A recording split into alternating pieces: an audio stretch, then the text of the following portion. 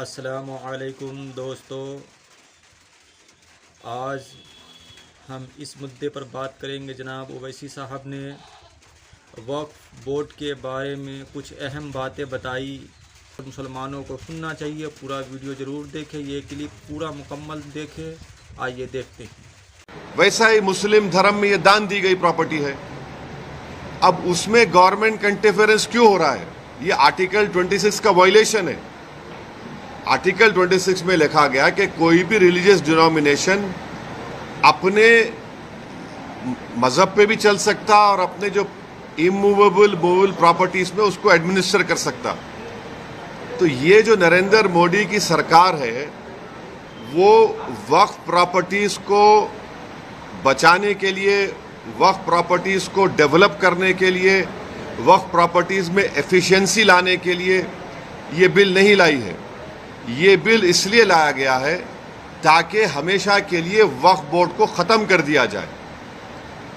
इसकी मिसाल आपके सामने दे रहा हूं। 1995 एक्ट में वक्फ बाय यूज़र है, यानी कोई चीज़ के इस्तेमाल करने की वजह से वो प्रॉपर्टी वक्फ हो जाती है। सर, नमाज हो रही है एक जगह पर, यतीम खाना है, कब्रस्तान है। अब बीजेपी इस बिल में वक्फ बाय यूज़र ख़त्म कर रही है। वैसे अगर आप हिंदू धर्म में देखेंगे, कई एंडोमेंट बोर्ड्स में देखेंगे, वहाँ पर बाय यूसेज वो प्लेस रिलीजियस हो जाती है। लॉ में है हिंदू धर्म के एंडोमेंट में। अब आप मेरे को बताइए, एक एग्जाम्पल दे रहा हूँ। उत्तर प्रदेश में 1,21,000 रजिस्टर्ड वक्फ प्रॉपर्टीज है सुन्नी वक्फ बोर्ड में। उसमें से 1,12,000 तो वक्फ बाय यूज़र है। जब वक्फ बाय यूज़र ख़त्म हो जाएगा तो कौन सा लॉ अप्लाई होगा उसके ऊपर? एक ये हो गया। ये इनका ये वक्फ बोर्ड बचाने का मतलब नहीं, खींचने का मतलब है।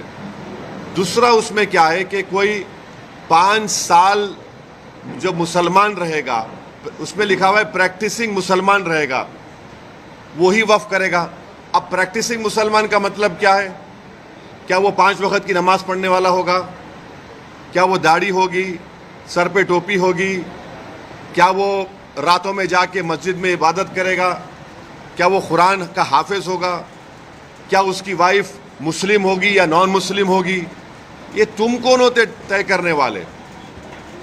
5 साल प्रैक्टिसिंग मुस्लिम है ना, ये देख लो आप। अच्छा, कोई ऐसा लॉ हिंदू धर्म में नहीं है। कोई भी कभी भी दान दे सकता है। आप ये क्यों लेकर आए बताओ? आप कौन होते? मैं प्रैक्टिसिंग हूं नहीं हूं, मैं मुसलमान हूं।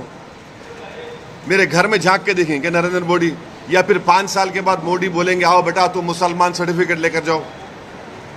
हाँ, तीसरा आप उसमें देख लो। तीसरा क्या है उसमें कि ये बोला जा रहा है कि कोई भी वक्फ प्रॉपर्टी जो गवर्नमेंट के कब्जे में है उसका फैसला कलेक्टर करेगा। अब आप मेरे को बताइए, कलेक्टर खुद गवर्नमेंट का होता है, एग्जीक्यूटिव का। क्या कलेक्टर अपने मामले में जज बन सकता है क्या? ये तो प्रिंसिपल्स ऑफ नेचुरल जस्टिस के खिलाफ है। भाई, आप में मेरा झगड़ा होगा तो आप जज कैसे बनेंगे? तो कलेक्टर को इख्तियार दे रहे हैं कि कलेक्टर तय करेगा। अच्छा, फिर सर्वे कमिश्नर होता है जो सर्वे करता है प्रॉपर्टीज को। ये बोल दिया कि नहीं, सर्वे कमिश्नर नहीं करेगा, कलेक्टर करेगा। सर्वे कमिश्नर एक अलग होता है डिपार्टमेंट, उसको ख़त्म कर रहे हैं। क्यों कर रहे हैं भाई आप उसको? फिर आप ये कर रहे हैं कि स्टेट वक्फ बोर्ड, सेंट्रल वक्फ काउंसिल में वहाँ पर सिर्फ एक नॉन मुस्लिम मेंबर होता है, वो मिनिस्टर होता है। बाकी के पूरे जितने कैटेगरीज है उसमें मुसलमान होता है। आप उसको ख़त्म करके मेजॉरिटी नॉन मुस्लिम को मेंबर बनाना चाह रहे हैं। स्टेट वक्फ बोर्ड में पूरे मुस्लिम मेंबर्स होते हैं, उसको आप क्या कर रहे हैं? आप उसमें से कम 8 या 9 नॉन मुस्लिम को अपॉइंट करना चाह रहे हैं। स्टेट वक्फ बोर्ड में इलेक्शन होता है मुतवल्ली कैटेगरी का, एमएलए एमपी कैटेगरी का और बार काउंसिल का। आप नॉमिनेट करेंगे। अच्छा, नॉमिनेट क्यों करना चाह रहे हैं? अगर आप वक्फ बोर्ड का एक्ट देखेंगे तो वक्फ बोर्ड में आपकी प्रॉपर्टी वक्फ है, मैं उसको डायरेक्ट मैनेजमेंट में 5 साल के लिए ले सकता हूं। जब मैं अपने लोगों को नॉमिनेट कर दूंगा उसमें, तो मैं डायरेक्ट मैनेजमेंट ले लूंगा। इनकी नीयत खराब है उसमें। फिर आप ये कह रहे हैं कि कोई हिंदू वक्फ नहीं कर सकता। क्यों नहीं कर सकता हिंदू वक्फ? हिंदू वक्फ कर सकता है, वो मुतवल्ली भी बन सकता है, मगर आप हिंदू वक्फ नहीं कर सकता, उसको ख़त्म कर रहे हैं और हिंदू को मेंबर बनाना चाह रहे हैं आप। सेंट्रल वक्फ काउंसिल लेके देयर शैल बी, शेल का मतलब मैंडेटरी अंग्रेजी में, 2 मेंबर रहेंगे मिनिमम। फिर ये झूठा प्रोपेगेंडा बीजेपी की कि हम महिलाओं को बना रहे हैं, वो पढ़ते नहीं है। ऑलरेडी महिला का प्रोविजन है।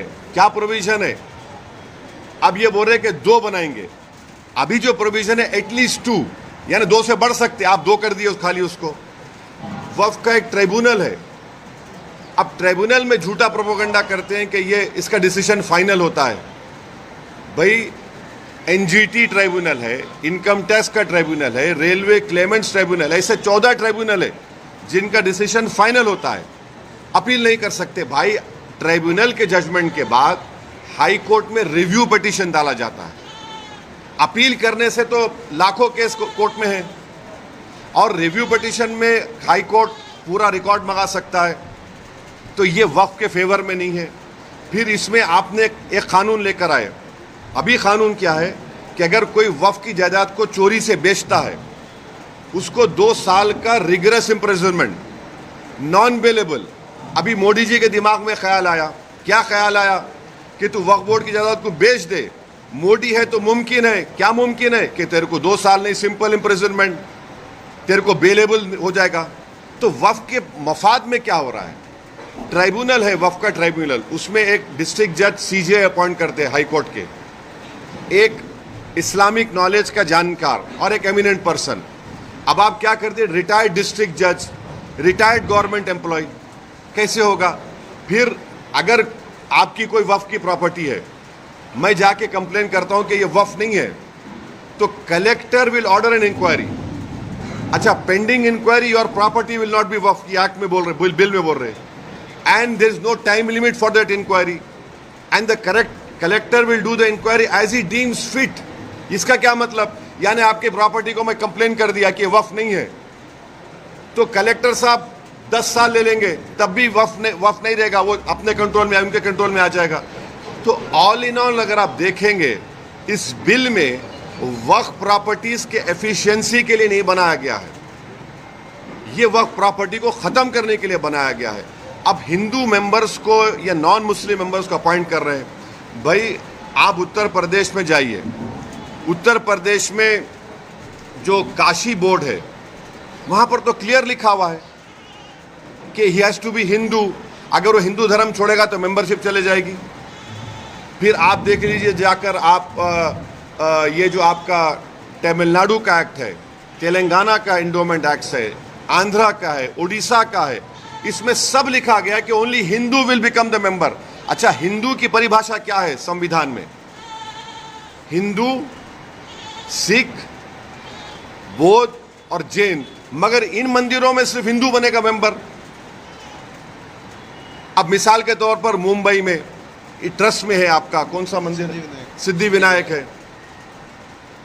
गुजरात में सोमनाथ की मंदिर, वो भी ट्रस्ट में आता। वहां पर आप किसको बनाते हैं मेंबर?